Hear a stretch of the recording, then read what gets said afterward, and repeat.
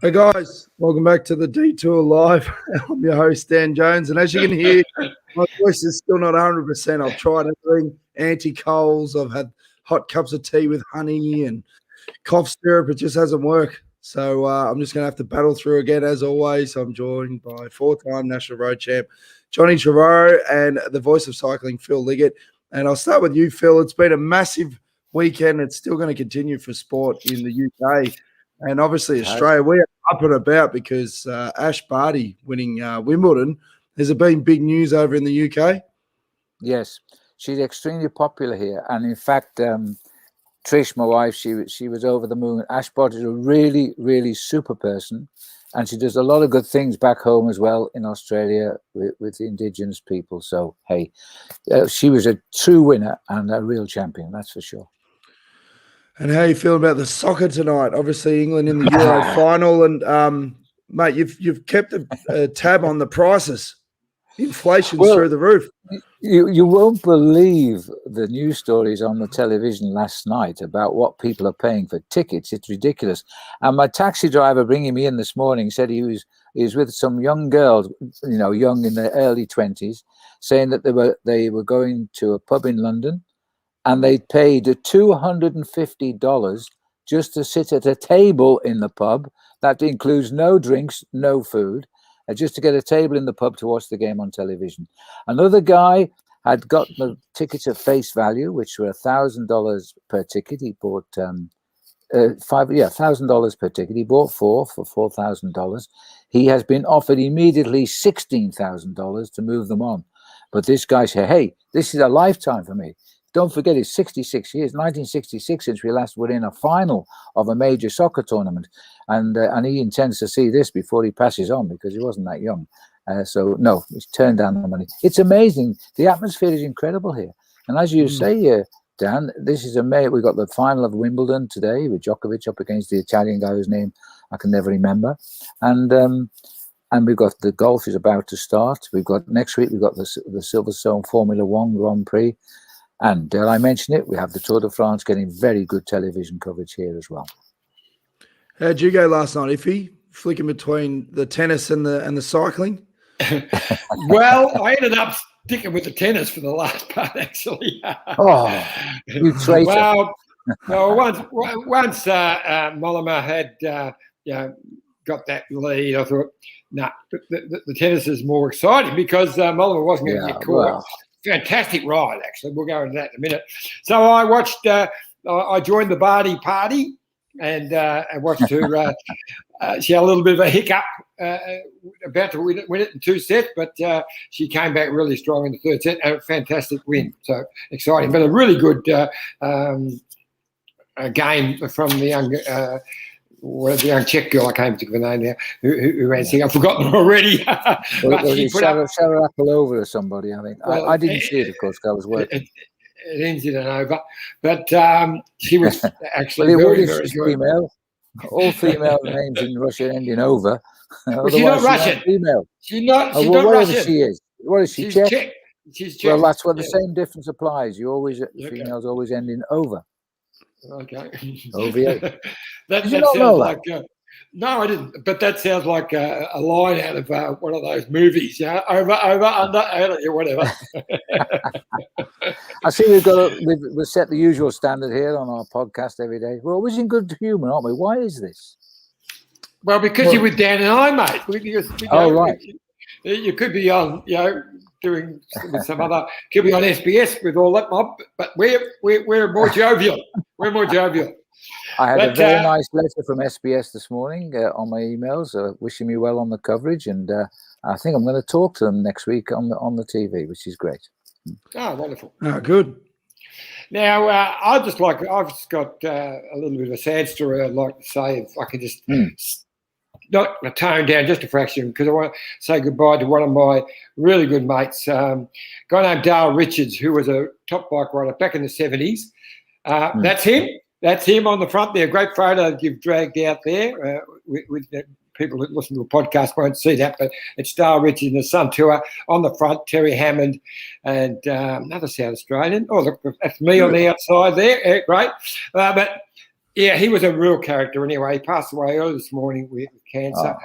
But just like my condolences to his lovely wife, Erica, a real character, and his 3 girls, Heidi, Carly, and Stephanie. But he was a legend. He was from Mount Gambier. He was a cray fisherman and a lumberjack. So you imagine if that's your two trades, you're going to be salt of the earth, and that's what he was. He was a pretty big guy for a roadie. He was about 6'2". He was also Australian track champion. I think he beat Frankie Atkins to win an Australian 10-mile title. I remember he had the yellow jersey for quite a few days in one of the Sun Tours. But just, fantastic guy. He would drive down all the way from Mount Gambier to Melbourne for our major opens on the weekend. And it's a long drive. It must be 6 hours.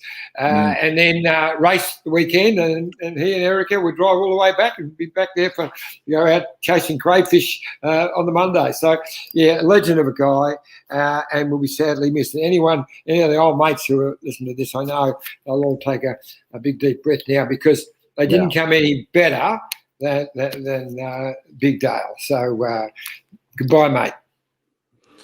My deepest sympathy to Erica there, John. Thank you. Yeah. Now, we've had a comment about the tennis. Carolina says there's Kalina Pliskova. Is that what you say? Oh, blimey. Well, I have to confess, over and out. I never heard of her. No, she's good. She's good. She made, obviously, her second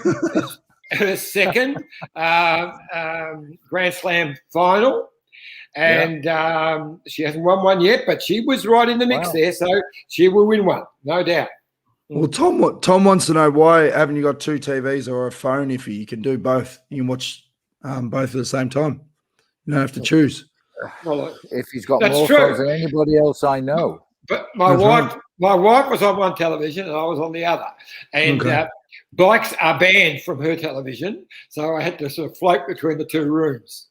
So what are the key, the voice it's just going up and down. What are the key takeaways from stage 14, Johnny? I see Chavez was in the break at one point there. Yeah, he gave it a bash too. The key takeaway out of last night's stage, and we already knew it, but Michael Woods is the worst descender in the peloton. That was the key thing I took out of that. I reckon I could descend better than him when I was 14. But anyway, when you fall off, when you're leading the group on a descent, and you're leading, so you're in charge of the pace. When you fall off in front, there's something drastically wrong with your skills. Well, how do you become a good latecomer? He's a latecomer. Yeah, there's plenty of them. There's plenty of them around. He's a great athlete. But there's plenty. But we've had a few. We've had them come out of rowing. We've had Roglic. He was a bloody ski jumper. But they learn. A bit more skillful. But they learn the basics. Yeah, but Roglic wasn't a good descender. He crashed when he came off the ski ramp. That's how he stopped the sport and took to cycling, because he wasn't a good descender anyway. He was a good descender at cycling, mate. I watched him. But you learn. You learn. Yeah. So I don't know what he does in his spare time, but one of them is not going downhill fast. No, it was awful. We followed him downhill. You could almost predict the fall, actually. Yeah, because when he had to get back on, it was painful watching him chasing back on, because he almost did it again. Yeah, anyway. He did. But you know what, John? He's done a 3-minute 57 mile. He was a good athlete, very fast. Yeah. Well, he didn't do much quicker than that going downhill yesterday. But you know what? I'm getting stuck into it. He's a fantastic bloke. He rode the Sun Tour a couple of years ago, and he was just the nicest guy. And he's a super athlete. He could win a Grand Tour. He's got if he can learn to go downhill. Anyway, that's my vent. But I was just going to say, how do you get better at descending other than just constantly practicing it? Because you've got to be a bit mad as well, don't you? It helps. And so, but some people are good descenders because they're fearless and they'll just have a go at it. But I remember when I first went to Europe as an amateur, and we were racing, we mentioned about when Ron Webb organised all these great races. So we got to race in big races with big mountains and descents, which we never had in Australia. So the Peace Race and the Tour of Austria, Tour of Switzerland, fantastic bike races with major descents. So we had to learn. And I remember in one race, I think it might have been the Amateur Tour of Switzerland, Grand Prix Willem Tell, it was called. And there was a bloke named Klaus Peter Thaler, who was a world amateur cyclocross champion and ended up being a very good professional as well. And I raced with him quite a bit over later years. Good bloke, but a great descender. And I remember being with him on a descent, and we were chasing a group out in front. So he started going, like it was a big descent, 20K, and he was going around down there quicker than I could ever go. But I just thought, well, if he can get around there, I can get around there. I took the same lines, copied him down, and we caught 2 minutes on the group in front by the bottom. And that made me think, well, okay, I can do this. So I started pushing myself all the time. And by the end of that year, racing amateur in 73, I was a very good descender because I practiced it. And I was a bit stupid, so I was fearless. But being a road sprinter, you're good at that sort of thing. You duck in and out and all, weave and all of that. But and then when I raced pro later years, Giro, to Swiss, all of that, I had no problems descending with the best. But how do you learn it? Well, as you just said, Dan, you keep practicing. He obviously doesn't practice because he can't be that bad and practice. Well, I'll tell you what, I know you're speaking to Trish tomorrow, but she used to do Davis Finney training camps. Davis was the great American sprinter, and Ron Kiefel. And Ron Kiefel taught Trish how to descend. It's all about positioning of your body weight. And you watch a downhill skier when he's on the alpine ski runs, how they just move the body and shift the weight on the skis. They don't turn the skis at all. And you don't actually turn your bike. You use your body weight to lean into the bend, and the bike will follow you, and it'll come out the other side. But it's a skill that has to be practiced. Practiced. And my Trish's brother John, who was a great motorbike racer, he just, every time he watches them going downhill on the Tour de France, he laughs. He says, "These guys can't descend." That's the first thing he says, because on a motorbike going down through the Alps, you've got to really lay it down properly and use your body weight to bring it back. So anyway, look, you're right what we say about Michael, but he can learn it. Yeah, that's interesting you say that, because the motorbike guys do corner differently. They use their body over on the bike because they have to. Yeah, they actually move. You'll see the edge of one knee is almost on there, and the whole body's over there. But I'll tell you one cyclist who did that, who took that into cycling, and he was a brilliant descender, and that was Bradley McGee. Bradley started doing that in racing, and he said, I said, "It's a bit different, mate." And he was very good. And he said, well, what it does, when I'm going around a corner, and he did just like the motorbikes do. He went right over on the edge, where just the edge of his knee would almost be there, and most of his body weight down there. My bike is still fairly upright, much more upright than the other. So I've got much more tyre on the road than the guys I'm descending with. And it makes sense when you think about it like that. I haven't seen anyone else do it like as good as Bradley did. No. That was something that never really caught on, but he was brilliant at it. Well, here's a comment. Peter Williams says Woods employed a personal downhill coach 2 years ago, so he must be practicing it. Sack him. I was about to say he must have got sacked. Sack him and get another one. That's what I'd say. Here's another stat for you, Phil. Samantha Ince says the top 10 GC riders are all from a different country. How often has that happened? It's not terribly uncommon, but I'd have to check it up, Samantha. I must confess, this is what's always good about this race. If you check also, there's 23 teams in this race. There's only 7 of them won stages. That's why Bauke Moller was so happy yesterday. Finally got a win on the board for Trek Segafredo after 3 seasons. This is the new world of cycling.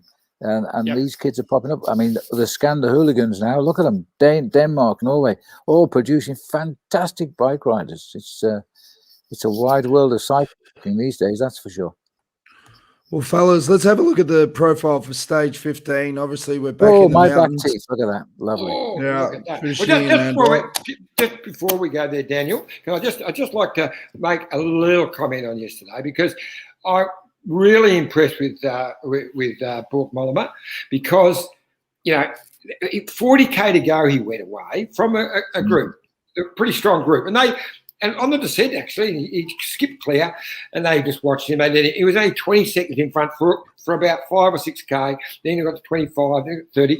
And then on the climb, Chavez was chasing really hard. I think he actually thought he might be able to put the others on in some pain and catch him, but he just didn't have it. But the others all worked well together, but they just couldn't do anything about it. He went over the top, minute and a half in front, and just did one of the really, really solid rides. But I've always been a bit of a fan because he's been around for a while. He was 6 years with Rabobank, and then he's been 6 years with Trek. And for a while there, he was super consistent. I mean, he ran top 10 in Tour de France on 3 occasions. That's right. He finished third in the Vuelta right back in 2011. A couple of top 10s in Giro. He won a Tour of Lombardia, Giro de Lombardi. In San Sebastian, he won that in 2016 and finished 8 times in the top 10 in San Sebastian, 3 times top 10 in Amstel. So he's been around, but for a couple of years, it almost looked like, oh, well, that career is sort of over. So I just was very impressed to see him come back. He's such a nice bloke as well. Yeah, having spoken with the team literally before the start of the race, he was intended here only to win stages. There was never any possibility of being challenging for the overall. They said he's in the race to win stages. He tried on Mont Ventoux. He finished third, but he allowed Kenny Elissonde, his new teammate, to go in front of him to get second in his first Tour de France, behind, of course, of Wout van Aert. So that was his challenge, and that was a great ride. He got away from the field with Kenny and went over Ventoux, chasing second and third place, and they stayed clear to the end. Yesterday was a beautiful stage through the Ariège in the Ode. It was absolutely stunningly beautiful. And you're right, he scalped them. He's such an aggressive bike rider. His last real big win was that Tour of Lombardy, John. And until this year, he hadn't won a race since that Tour of Lombardy. But this year, he's had 3 wins now, I think. Yeah. It's great to see. Sorry about that. Well, I was just going to say, was Mollema one of those riders that hasn't done a lot in the race so far that was sort of saving himself? Because a lot of these guys have had to do a lot of work. Is he one that sort of slipped through the cracks? If he was part of that group of 50 Chook Lotto that could have won it, if we were... Yeah, look, I think so. I think, look, he's a Grand Tour man. He finished the top 10 in all 3 Grand Tours, which means they're the guys who are going to be strong in the final week. And as Phil was just saying, he was great over Mont Ventoux. I mean, gave up second to his teammate, finished third, all there. So he should have been always one of the Chook Lottos for yesterday. So, and once I saw him in that break, I thought, and the way it was going through it, he was high on my radar.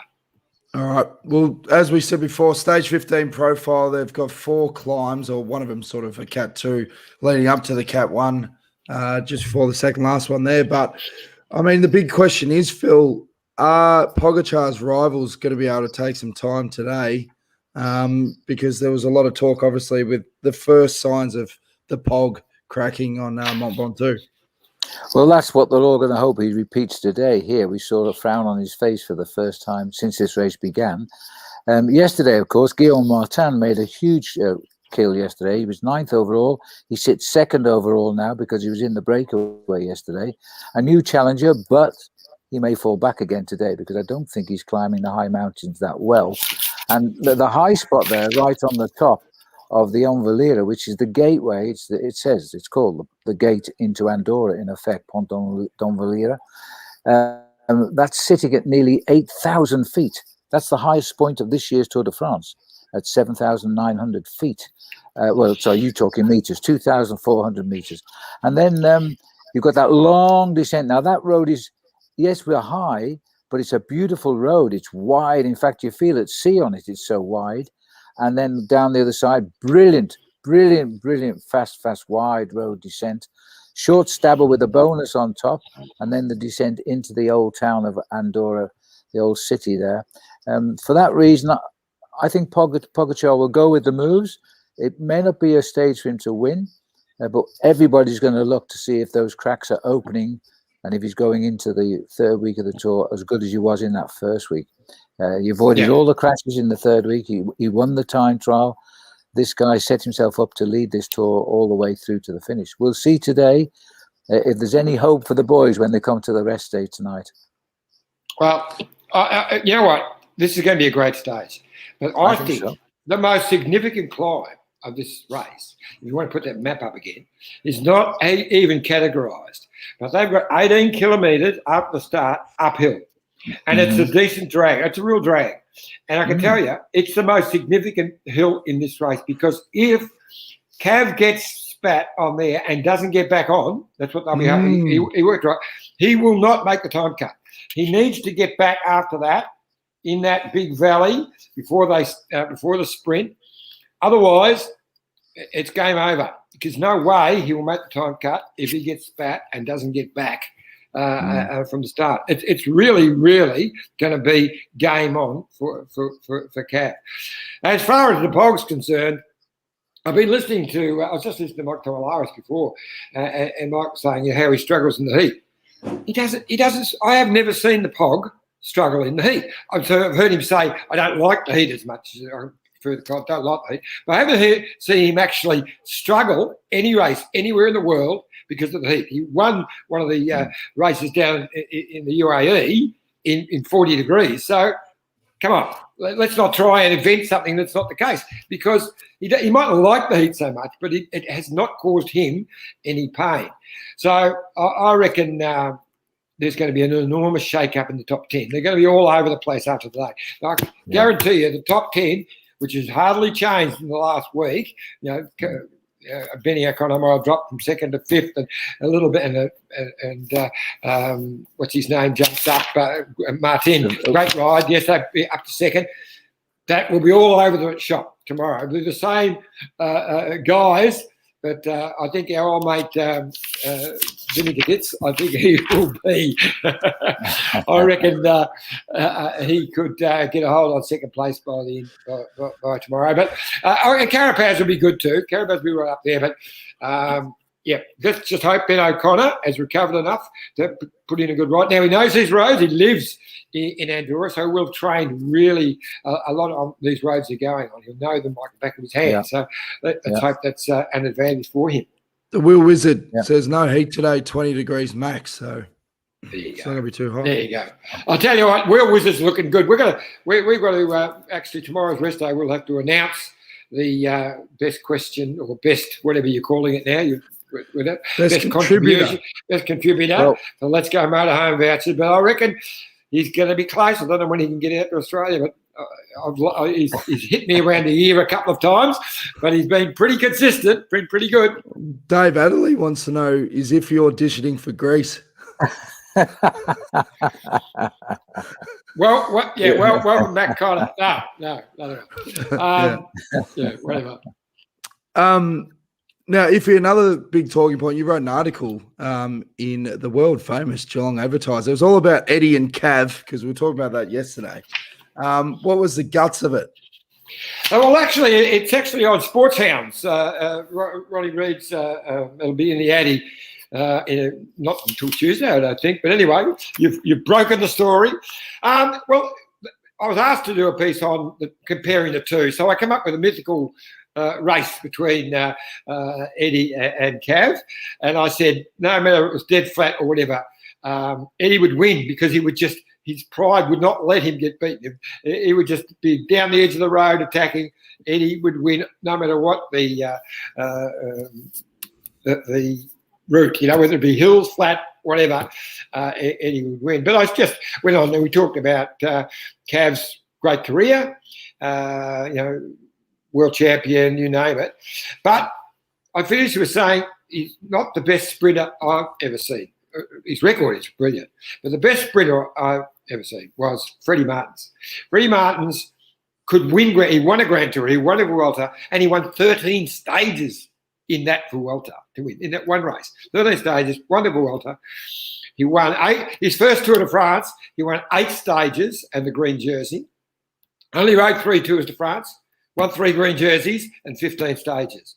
So to me, he's the best, twice world champion, went through a couple of years there where no one could touch him in any form of racing. He was just unbeatable. Yeah. Stuart McIntosh got some good inside knowledge. He said Ben O'Connor's parents are in Andorra today to watch him, first time in a long time they've seen him ride live, so look out for a showing. I like it. Yep. And then Pushkar says, TGV tactic suggestion, send Wout van Aert in the break and ask Kuss and Kreiswick to pump it up Port and Van Laria or Lira. Then old Vinegar should then attack hard. Why not, eh? Yes, well, you fell into my old trap there. You called him Wout. Yeah, Woot. It's Wout. Sorry. What do you think of those tactics, Johnny? Yeah, perfect. That's what I'll be doing. Yeah. Oh, look, it's going to be interesting. The break will go, but they won't. I don't think they'll get a lot of distance. And there are some bike riders who want. This is their big chance to play it out. You know, the sides of a crack with the Pog. Maybe now's the time. Hot. Well, it's not going to be 30. The wizard tells us that it'll be 20, but whatever. They're going to try everything. Put him under some pressure.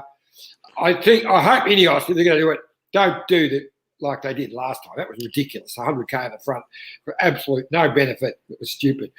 Be more specific. Put people up the road. You've got to put some pressure on them. Not just use going hard with him sitting behind. You've got to put people up the road and make them chase it, and then somebody else up the road. So old school movie star tactics. It's easy. By the way, Trish had a phone call from a chap who lives in Andorra last night. She's working with him on our rhino situation, and he lives in Andorra. Any rhinos in Andorra? There's no rhinos wander out down there, no. But this guy's a pretty interesting character who we met doing these rhino rides on the Full Gas app. And in fact, he said that the weather in Andorra last night was awful. Heavy rain. It's getting cold. I mean, 20 degrees in Andorra is not hot at this time of the year. So the weather could be in control of this race today, from what he was saying last night. Yeah. There's a bit of chatter about all this sort of stuff. Pushkar says, did any of you seen Naso Bohani's pictures and videos from spectators where he's seen holding the team car multiple times on the Ventoux stage in the Gruppetto? What are the rules here? No disqualification. Now, Phil used to be a commissaire. Yeah. You would have thrown a stick at him for this if you caught that, wouldn't you? It's the sort of thing you have to look out for on the mountains with the sprinters, because if they do hang on to cars, it's not just the rider gets kicked out, the team car get kicked out as well. And normally they choose a team car that's not theirs, so that they can't say he's being helped by his own team. You'll see it every day when a rider punctures. Cars will come past, see the rider recovering, and they'll slip in front for a few feet and draft him, but it's never their team car. It's always another team car from a different team, just playing the game, if you like, because he's had a problem which wasn't his fault. His legs didn't blow up, his bike let him down, whatever. But no, if the referees see it, but of course, don't forget, when the riders are spread on a day like Ventoux, they could be 40 minutes behind where the race referees are. And I think there's an awful lot goes on there, back there. But throughout my years of covering the Tour de France, some of the biggest names in the Tour have been kicked out, like Jan Ross, for example, who was the world champion. He could never climb hills to save his life. He could never get over the mountains to get to Paris. Same with Mario Cipollini. Cipollini rode 12 tours, never got to the finish because he couldn't get over the mountains. And yet on one occasion, he won 5 stages in a row, but he couldn't get over the mountains, so he's back home watching the finish. So these guys, see a car go by, the crowd don't realize what they're doing. In the old days, the police escorts used to have pannier bags with white hands on the side, showing the hands and a line through them, saying, do not push the coureurs.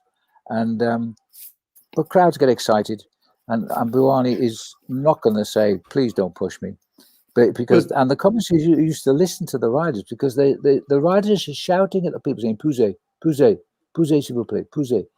They want the push. But nowadays they have to appear. No, I don't want to push. No, push. No, I don't want to push. Push. It's like. But Phil, that's gone out of the sport now. You're dead right. It used to be happening all the time. It doesn't happen anymore because they've really pushed out. But that wasn't the problem with Bohani. He was getting hanging onto the actual team car. But the photos, it could be just grabbing a bid, and it could be anything. You can't react to a photo from a fan. The commissaires have to actually see it. Yeah. Well, the sticky bid. Well, they are. It's so hard. You know what? They are so sticky with all the coke that's fallen on, and you try to let it go. The old handler, his hand stuck to it. Your hand gets stuck to it, so he has to accelerate to let you break that connection. Absolutely. It's all innocent. It's all arranged. I disqualified a rider for towing once in pacing once in the Tour of Ireland when I was the chief commissaire. I knew it was going on. So in the end, I went down the side street on these moors, just the back street, the back lane. And I came out and he just went straight past, holding onto the car, having a great time. So I come up behind and said, I'm sorry, mate, but you're out. And I went back to the race and disqualified him. Then the organisers came up to me and said, what are you disqualifying for? I said, but he was towing. He was just sitting on the car, holding the window. Yes, but he lives at the finishing town. He wasn't going to go any further. You could have let him get that far. But that's Ireland for you. I've just had some absolutely breaking news come through. Sorry to just butt in, but Collingwood beat the Tigers, so they were 3 or 4 goals down. They come back and won by nearly 3 goals. So hallelujah! Oh, I know, because Skull said a while ago the Pies just won, but I didn't want to post it because I don't care. I just Skull. Samantha's got more breaking news as well. She says the other bit of controversy is Pogacar. Pogacar's coach, Dr. Inigo San Milan, stating his rivals in the Tour de France aren't as strong as they were last year. Well, don't forget, they got knocked out. A lot of them got knocked out by the crashes in the first week. Wow. And that's still in their favour. Geraint Thomas dislocated his shoulder in that you did first right, week. Exactly. Roglic has on his toxic. What can you do? But they got involved in crashes, and Pogacar hasn't. Wendy May Abbott wants to know, what's the rule on riding on the footpaths and over roundabouts, Phil? Well, the roundabouts is a tricky one because they come at them so fast. They're looking for the way out. They're just unsighted. You're certainly not allowed to ride on the footpaths. If the commissaires see you jump onto the footpaths where the spectators are likely to be, and if they get the numbers of the riders, there is a penalty. But basically, it is disqualification, and it has happened, particularly in Belgium. You see, it's the reverse of what life in Belgium is really like. When you cycle in Belgium, you cannot use the road. You must ride on the footpaths, which are very good in Belgium. When you're racing in Belgium, you ride on the road, and you cannot ride on the footpaths. There you go. But the difference is, though, in Belgium, they rub them out for going on the footpath because they're cobbles. And the really bad cobble roads, they'll jump on the cycle path or the footpaths there because it's a better situation. But in this race, the riders that are going onto a footpath or over a traffic on, they're because of just mayhem, and that's where they've ended up. There's no advantage to that, so they might get warned, but they're not going to disqualify them. Depends on the offence. Exactly. It's not for an advantage. Yeah. Prasad wants to know, has Ineos got any cards to play today? You're talking about Carapaz before. If you were the DS at Ineos, what would you be telling them to do? Well, I'd put the pack back together, and I wouldn't throw the jokers out. I think they need the joker. That's the cards they've got to play.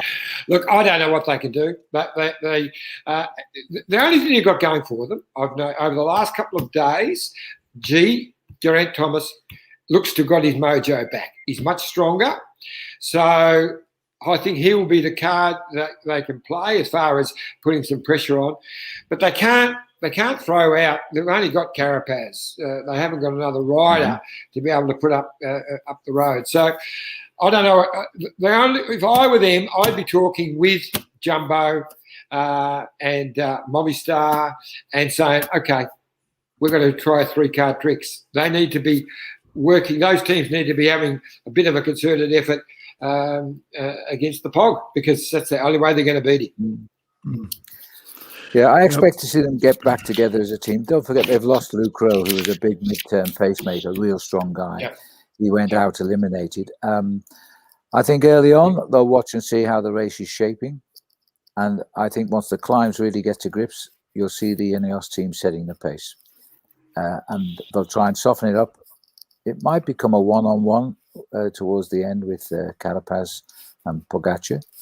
But and I agree, Vingegaard, this kid on Jumbo-Visma, is a star of the future, and he's really stepped up to the plate with the loss of Roglic. So expect to see this kid make progress towards the podium as well. I think Guy Martin, who came up to second yesterday, will probably be back in 6th or 7th by the end of the day, because this is a tough stage today. Yeah, and we haven't mentioned Uran. Rigoberto. He's a big. He could do anything.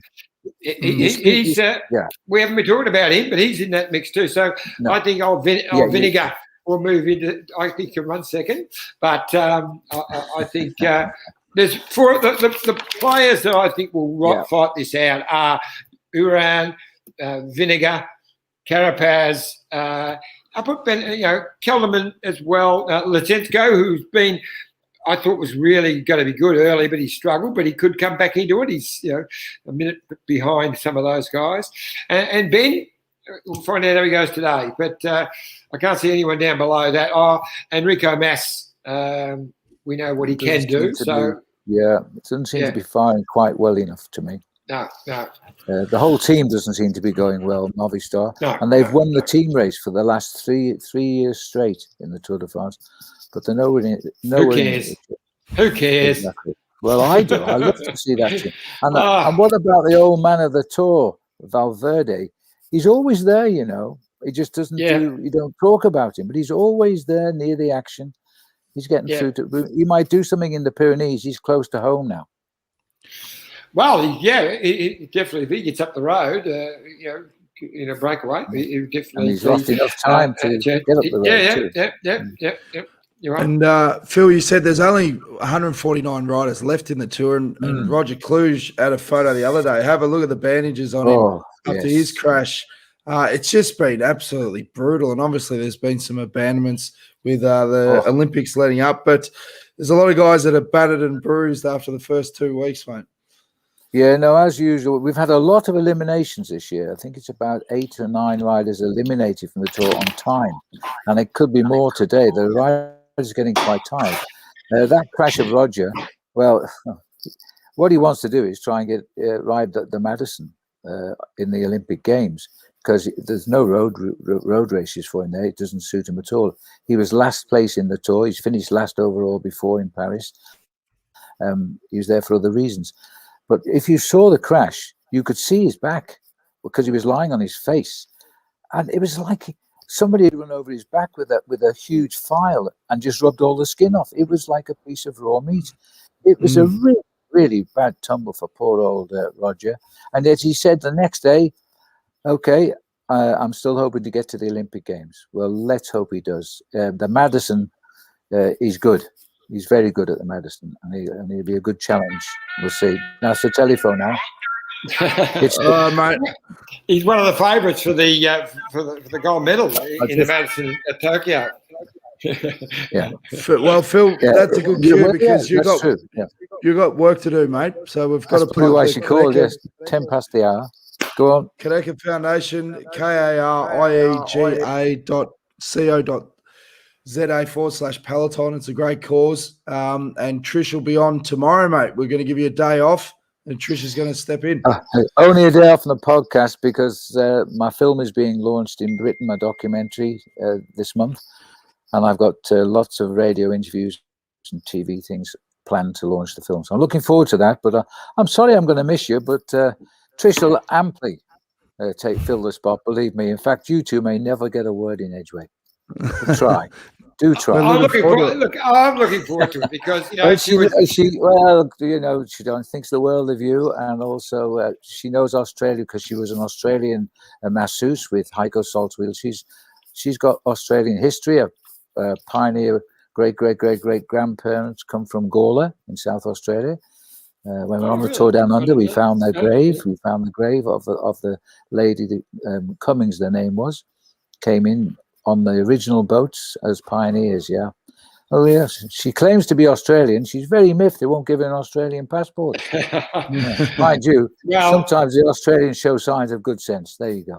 Look, originally, I know that Trish was just coming on to talk about some new projects he's got happening later in the year with animal, with rhinos and all of that. Yeah. But, when we look at her great background in cycling. I mean, she was our soigneur for part of that 1973 season. Fantastic masseuse, or whatever you call a lady. Right. Yeah, but she was fantastic. But she's also been race director of teams or team director in Tours de France for the women's tour. I think five Tours de France, and worked with Heiko. She said, so she's got a wonderful cycling story to tell. So I'm looking forward to it.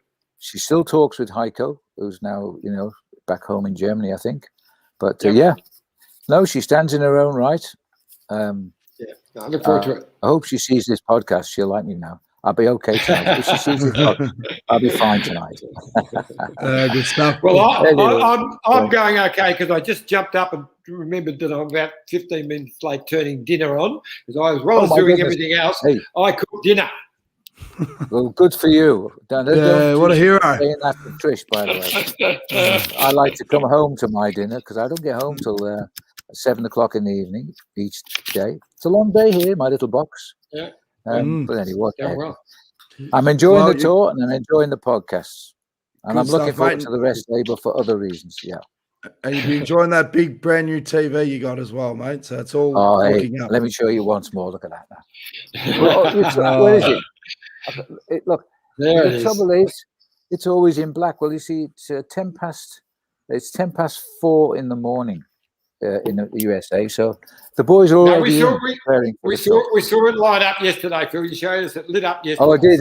That's true. Yeah. Maybe it's broken. I haven't checked it. Maybe it's broken. plug it in. Try plugging it in. Yeah. Good on you, Phil. Idea. All right, guys. Thanks as well as the mate. I'll look forward to enjoy Trish tomorrow, and I'll see you on Tuesday. Thanks a lot. And good luck with the premiere, mate. Yeah. Let's hope so. Hope they don't throw tomatoes. Take care. See you, mate. Always. Phil Liggett, the voice of cycling. It's that part of the show now, Iffy, where we go to our sponsors' ads from our great mates at Let's Go Motorhomes and Bike Exchange. We all love an open road, and often they're easier to find during quieter times of the year. In a Let's Go motorhome or camper van, you can road trip in comfort and style any time of the year. When the roads are quiet, you can get where you want quicker and easier without jostling for position. Chances are your destination won't be as busy too, which means you'll enjoy your travelling adventure even more. Plus, if you book a Let's Go motorhome or camper van in the off-season, you pay less, meaning you can travel longer. There's a type of motorhome or camper van for everyone, so you won't have to compromise on what you want. The whole range has the things you need to help create the perfect road trip experience, including heating and cooling, keeping you comfortable on the road all the time. Whether there's 2 or 6 of you, there's a motorhome for everyone. And in a Let's Go motorhome, your journey can be just as fun as the destination you want to reach. The open road is calling. Check out some of our great offers online today and start planning your next road trip. Rain, hail, or shine. Look at this bike. You think it's just a bike, right? But it's not.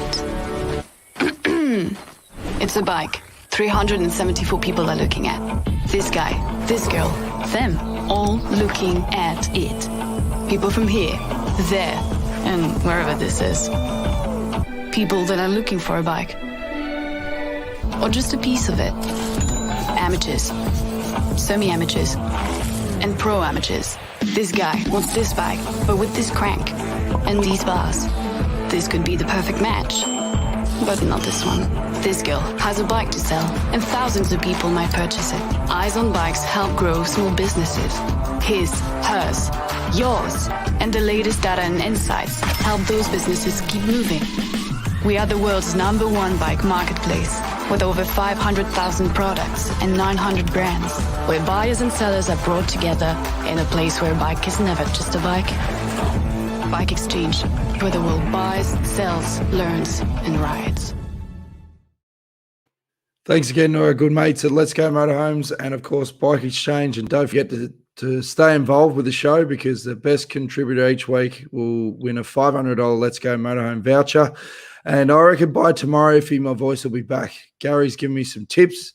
Dan, you need to get a good bottle of scotch and gargle. That'll fix your voice. Let's ask. Don't spit it out. Aha! Team Bike Exchange Head DS Matt White joins the show. Now, Whitey, have you got any tips for how to fix a croaky voice like this? Lemon tea with a big dollop of honey, mate. Yeah, I've tried that.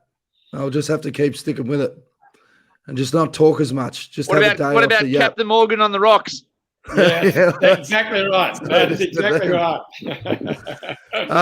How's it all at the start there today, mate? What's the weather like? The Blackberry. Is he there? You there, mate? Yep. No, Righty. we might have a bit of a problem with the Wi-Fi, which there have been problems with the 4G, not just at the Tour de France iffy, but even the women's race. At least I got some advice from Whitey. That's the most important thing. I got a couple of tips from him. Yeah, we got a bit of a drama there with the Wi-Fi. I think that must be a really bad picture. But you know those wrinkles he had under his eyes. They seem to have dropped right back down to his jaw. While we're waiting for Whitey to rejoin, we've had a couple of good comments again. Pushkar's on fire. He says, we always talk about Team Jumbo, Visma and Ineos to counter UAE. What about EF? They've got their full squads who look fit and healthy, unlike the other two. They've been very passive. Yeah, we were just starting to talk about. So maybe you've pushed us into it, but Rigoberto Urán is a big chance for the podium, and they haven't really unloaded their jets yet. So you did right, or expect something from them today. There's a few teams got to step up. Martin, the next French winner, tread-worn jerseys, wants to know. Nah, I don't think so. No. Boris says, Phil's a legend. Anyone knows why he was dropped by SBS? Well, I don't think he was just dropped by SBS. You've got to remember that Phil works for NBC, and the ASO were contracting him to do not just what he did for NBC, but he used that the voiceover that he and Phil, that Paul Sherwin used to do, as the basics for the English coverage.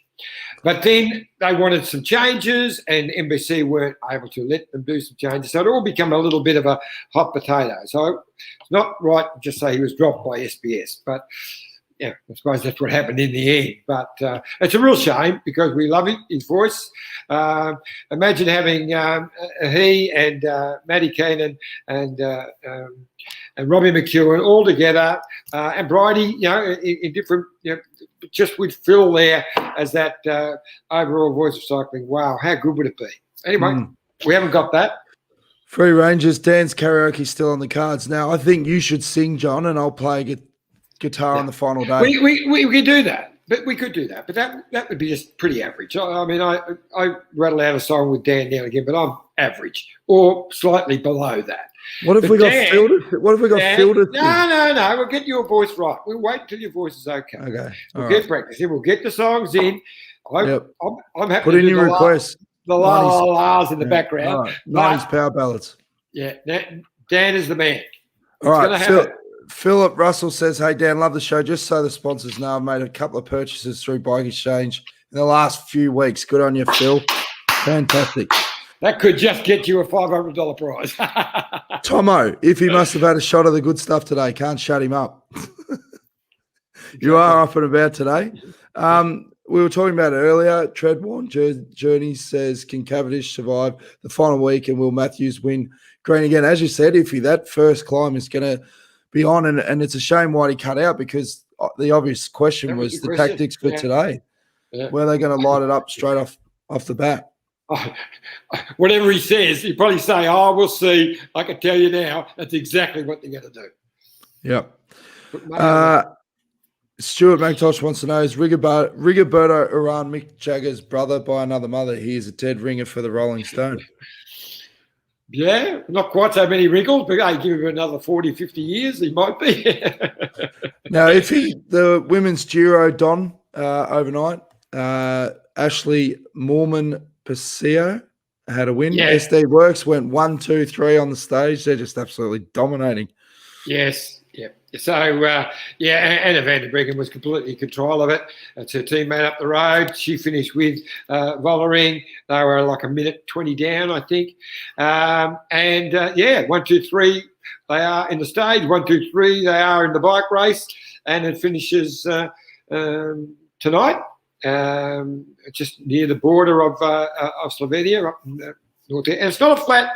Normally, the last stage is a bit of a promenade, but it's got quite a few little climbs, nothing like yesterday, which was a major climb.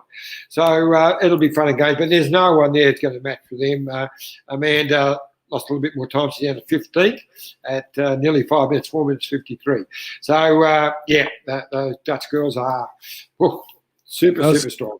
I saw Marianne Vos withdrew from the race building up for the Olympics, and she was leading the points jersey at the time. Did Eddie Merckx give her a clip for disrespecting the jersey? Probably, yeah. So, 30 stages, only on 30 stages. Look, she was never going to get over that mountain with them, and I don't. Obviously, she must be looking at her dwindling reserves and wanting to recharge for Tokyo. So, I don't know why you couldn't just get through the last stage myself. So I'd probably have to agree with Eddie a fraction on that one. But anyway, whatever. Yep. Horace says, I watched the tour with Phil and Paul for the best part of 15 years and continue watching with Matthew and Robbie. But it's not the same anymore. We may try and find a way to see the NBC coverage. Look, I think they're doing a great job. And I think the hardest thing is a lot of it's chemistry. So when you bring in like the three of them, to get the chemistry takes a lot of time as well. And it will take, a number of years to get into the groove, because it's really finding your feet. And Phil and Paul, I mean, how many years did they commentate together? We're talking 35, 40 years. They were so in sync by the end of it. It's one of those things that I think it's just going to take a few more years to find that that natural chemistry. I don't know. I actually don't know that there has ever been another pair of television presenters with the same chemistry, because you've got to remember, and I knew Paul really well, as well. I raced against him. I lived around the corner from him in Belgium, went to races with him sometimes. Fantastic bloke with a photographic memory. Seriously, he remembered things back in small races that I rode with him. I said, you've got to be kidding. How can you remember that? But what I was going to get to is a lot of people have that chemistry on the screen, but then they don't even see each other. They're not friends. Those two they stayed together, they drove together, and we'd sometimes have a meal with them on the tour. And that same chemistry was there. They would finish each other's sentences. They obviously absolutely really liked each other. It was not just something made up for TV. They were genuine friends who realised that they had something special. It was just such a shame when we lost Paul. Tragically, he died in his sleep. So if you're going to go, I suppose that's the way to go. But, yeah. I'm trying to send Whitey a message. He just sent, sorry, mate, internet was poop. And I said, no, all good. I asked if they're going to light it up at the start. So that's the obvious question. Yeah. So hopefully that comes through. We've got Top Gun says, why Ineos, AG2R and EF and the other teams just allowing breakaway guys to zoom from 14th to second place? That is not UAE's responsibilities. Theirs to keep Pogacar in yellow. I agree. Oh, definitely. That was just a slight mistake. They thought that, they didn't really realise how much time he was going to get there. I don't reckon he will be in the top 5 in Paris. As a matter of fact, I don't think he'll be in the top 5 after today, Martin. But you did right. It's not the Pogs UAE team. They've got one thing to do, and they're doing it really well. And if Ineos do the tactics they did, a couple of days back, and just set that pace, it's almost like they're working for a UAE. Let them sit behind them. That's not what you got to. That's not the way to crack the Pog. Today says if he stopped with the vinegar, doesn't like it. Okay. Sally says, so with few bike exchange riders left, is it an option for them to team time trial themselves into a breakaway and get them all up the road? Just get them all in the break. Yeah, it's not. They've got to get the right person in there. There's no doubt at the moment with the hills up, Esteban is their rider of choice, and he's the right choice. He was good yesterday. I mean, he did everything right. He just didn't have it quite at the end. But the bigger climbs of Andorra will actually suit him even more. He's very good at high altitude. This is the highest they go in this tour is today, over 2,000 metres. I think, hopefully he can get up the road again. It's hard to do it 2 days in a row, but he's a Grand Tour man. He's finished second and third in Grand Tour, so he knows how to finish it off. I think he's their best choice. No reply from Whitey, so we'll just have to wait and see. You would think if that's the chance, they're gonna ride hard. So many people get it was 90 Ks for the break to go yesterday, and it was on from the gun. I don't think Bike Exchange would necessarily have to be the guys that light it up either. They won't be the ones who line up for the break, but they will want the pressure on from the start. So there's two things here. It might take that long to go for the break, but it's who gets spat in that first 18 Ks and whether the pace eases enough for them to come back. There is no doubt that some of the sprinters will get dropped in that 18 Ks. And almost certainly, Cav will be one of those. But his team will drop back, and if the brakes hasn't established and they start farting about in that area after that, about 25K in, then Cav gets back. He needs to get back, have a break, and then when he gets after the sprint, he'll get spat on the next climb, and then he'll probably get through. But if he doesn't get back, he will have a lot of trouble making that time cut. Well, it's going to be great to watch. We'll be tuning in from the start. You're going to flick between the tennis as well, Iffy, or? Yes, not as interested in the tennis because no party for us. But I'm keen to see the Italian because, as I mentioned the other day, Frank Sedgman, one of our legends of tennis, won every Grand Slam, and I think he won 20-something Grand Slams, including doubles, is a mate of mine, and I go to a regular lunch that he's at. And a few months back, he picked this Italian. He said, watch him at Wimbledon. He will be up there at the pointy end. Virtually picked him to win. So Frank knows his stuff. So I look forward to watching this guy. And final comment, Treadworn jersey, song suggestion, Grease is the word. I'll have to learn the chords. Yeah. Well, thanks, everyone. YouTube.com/The Detour Podcast. Like, share, subscribe. Anything you want to add before we go, Iffy? No, looking forward to a great stage and really looking forward to the rest day tomorrow and a good chat with Trish Liggett. For sure. It's going to be great. Stay tuned for that. 6:30 tomorrow, Australian Eastern Standard Time. See you then. Hopefully my voice is back. Yeah. See ya.